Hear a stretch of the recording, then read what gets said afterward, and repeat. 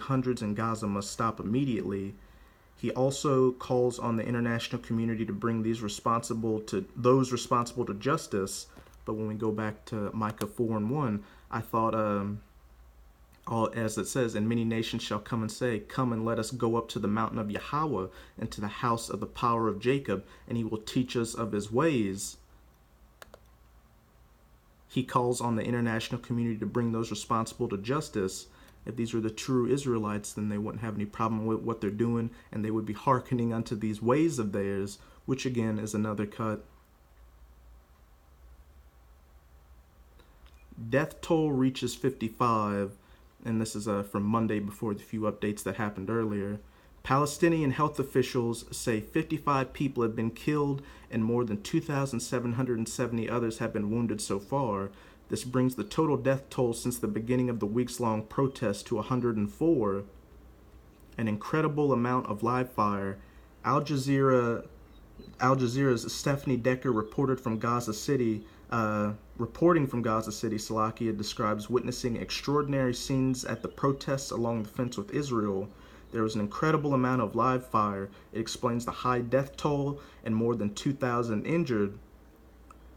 There was tear gas raining down on people and people being shot at, and people who were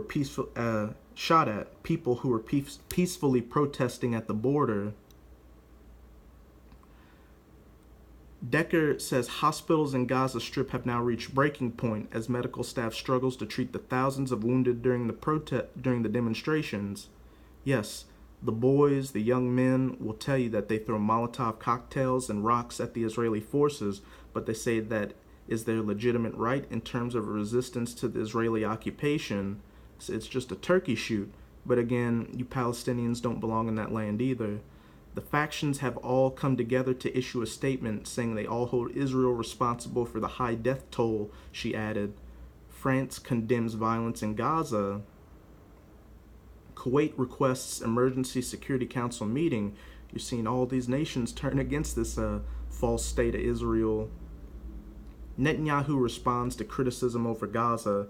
Israeli Prime Minister Benjamin Netanyahu, or Bibi, has responded on Twitter to criticism over the Israeli army's conduct in Gaza, saying it acted in self-defense by firing at protesters that were throwing rocks and Molotov cocktails that don't have the range of a sniper rifle or mortar rounds. The Hamas terrorist organization declares it intends to destroy Israel and send thousands to breach the border fence in order to achieve this goal, Netanyahu wrote. We will continue to act with determination to protect our sovereignty and citizens. South Africa recalls ambassador to Israel. Israel drone targets journalists. An Israeli drone with tear gas canister has targeted a group of journalists in Gaza, including Al Jazeera TV crew. Al Jazeera correspondent Hoda Abdel Hamid was standing in a media row with several other reporters when she was hit by the tear gas canister. Abdel Hamid has been sent to the hospital to be treated for the after effects of the tear gas. Check this out.